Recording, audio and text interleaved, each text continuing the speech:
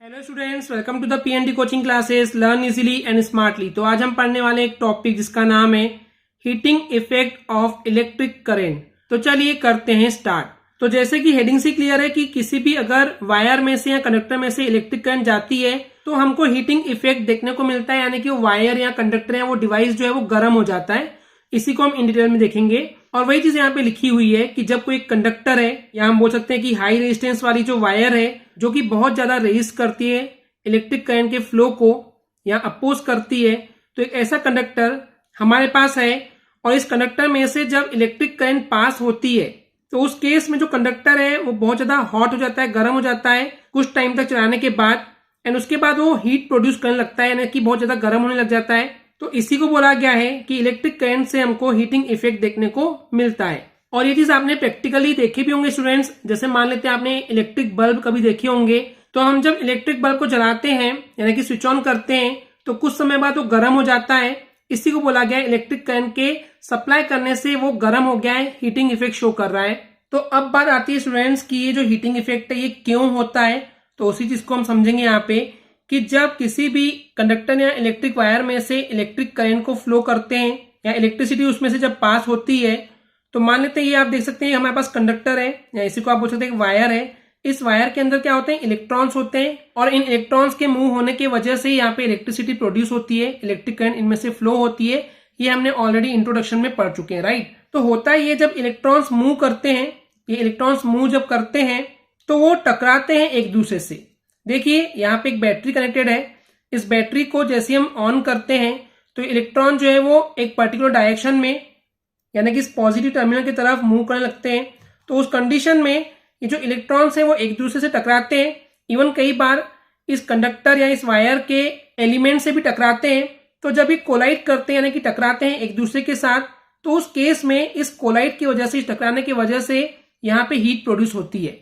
तो ये क्लियर हो गया होगा आपको कि हीट क्यों प्रोड्यूस होती है, बिकॉज इसके अंदर इस वायर या कंडक्टर के अंदर जो इलेक्ट्रॉन्स प्रेजेंट होते हैं वो एक दूसरे से टकराते हैं, उस वजह से हीट प्रोड्यूस होती है। तो ये था इसकी डेफिनेशन। तो अब चलिए इसके कॉन्सेप्ट और इसके फॉर्मूले की तरफ चलते हैं। तो बेसिकली स्टूडेंट्स, क्योंकि यहाँ पे हम हीटिंग इफेक्ट की बात कर रहे हैं तो हीट का फॉर्मूला देखेंगे। तो जो हीट है वो बेसिकली एक एनर्जी का ही फॉर्म होता है, और ये बेसिकली स्टूडेंट्स ये हीट या एनर्जी जो है ये वर्क का ही एक फॉर्म है, यानी कि वर्क जब होता है तभी हमको हीट या एनर्जी देखने को मिलती है।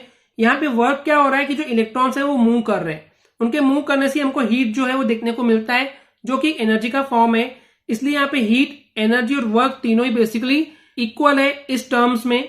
तो अब पॉइंट आता है कि यहाँ पे इस कंडक्टर या वायर में से इलेक्ट्रिक करंट कब फ्लो होने लगती है, जब हम इस कंडक्टर या वायर को बैटरी से कनेक्ट करते हैं। और बैटरी से इसलिए कनेक्ट करते हैं ताकि पोटेंशियल डिफरेंस जो है वो जनरेट होना चाहिए उसके एंड पॉइंट्स पे। इसको भी हमने इन डिटेल में अभी तक पढ़ चुके हैं। और हमने ये भी देखा है कि पोटेंशियल डिफरेंस को हम रिप्रेजेंट करते हैं कैपिटल वी सिंबल से, और पोटेंशियल डिफरेंस का फॉर्मूला था वर्क अपॉन चार्ज। तो ये हमने ऑलरेडी पढ़ के आए। अगर आपने हमारी पोटेंशियल डिफरेंस वाली वीडियो नहीं देखे स्टूडेंट्स तो आपको पहले देखना चाहिए, क्योंकि ये थोड़ा सा उसी के ऊपर बेस्ड कॉन्सेप्ट है। ये फॉर्मूला आपको तभी पता होगा कि हमने कहां से लाए हैं। तो ये हम लाए हैं पोटेंशियल डिफरेंस से। अब चलिए आगे देखते हैं। तो जैसे कि हमने बोला कि जो वर्क है उसी को हम हीट बोल सकते हैं इन टर्म्स ऑफ जब इलेक्ट्रिक करंट एक कंडक्टर में से या फिर वायर में से सप्लाई हो रही है तब। तो हम वर्क की जगह पे हीट लिख सकते हैं। हीट को रिप्रेजेंट करते हैं कैपिटल एच सिंबल से।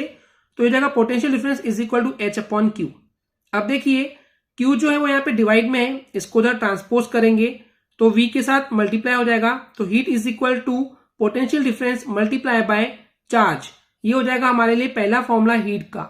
अब मैं आपको ये बता दूं कि हम ओवरऑल हीट के 4 फॉर्मूले पढ़ने वाले, और ये चारों फॉर्मूले आपको अच्छे से पता होना चाहिए, क्योंकि जब न्यूमेरिकल क्वेश्चन की बात करेंगे तो इनमें से कोई भी फॉर्मूला सिचुएशन के बेस पे हम उसको यूज कर सकते हैं। तो पहला फॉर्मूला अभी आपको क्लियर हो गया होगा कि heat is equal to potential difference multiply by charge.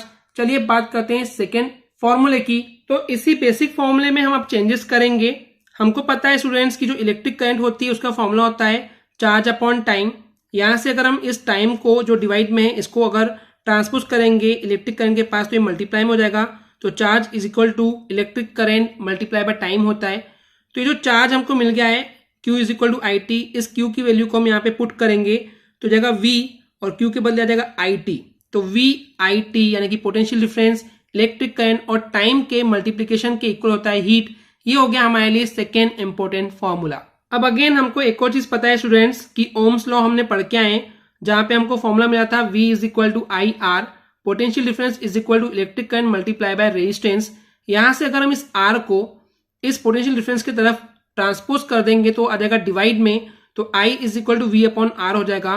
तो अगर इस I की वैल्यू को हम यहाँ पे पुट कर दें तो हो जाएगा ये V अपॉन R, और ये V पहले से एज इट इज रहेगा और ये T भी एज इट इज रहेगा।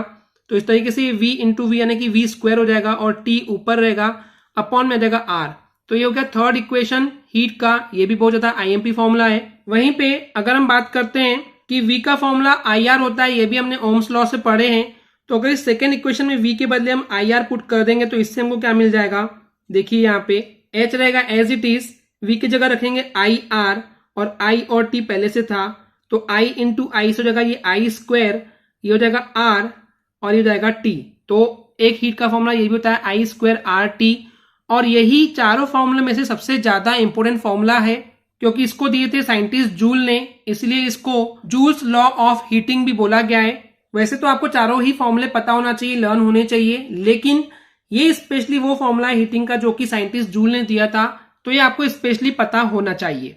वहीं पे बात करते हैं हीट की एसआई यूनिट क्या होती है, तो वो होती है जूल, क्योंकि ये जो हीटिंग का जो मेन फॉर्मूला है I स्क्वायर RT ये दिए थे साइंटिस्ट जूल ने, तो इसीलिए उसी बेस पे इस हीट की एसआई यूनिट भी उनके नाम पे रखी गई है जो कि है जूल। हालांकि ये जूल्स लॉ ऑफ हीटिंग क्या होता है इसको इन डिटेल में हम नेक्स्ट वीडियो में पढ़ने वाले हैं। बाकी आई होप आपको ये हीटिंग इफेक्ट क्या होता है इलेक्ट्रिक करंट का ये क्लियर हो गया होगा। अगर आपको हमारी वीडियो से कुछ भी सीखने मिला या नॉलेज मिला तो प्लीज हमारे चैनल को सब्सक्राइब कीजिए एंड वीडियो को लाइक जरूर करें। आज के लिए इतना ही, थैंक यू।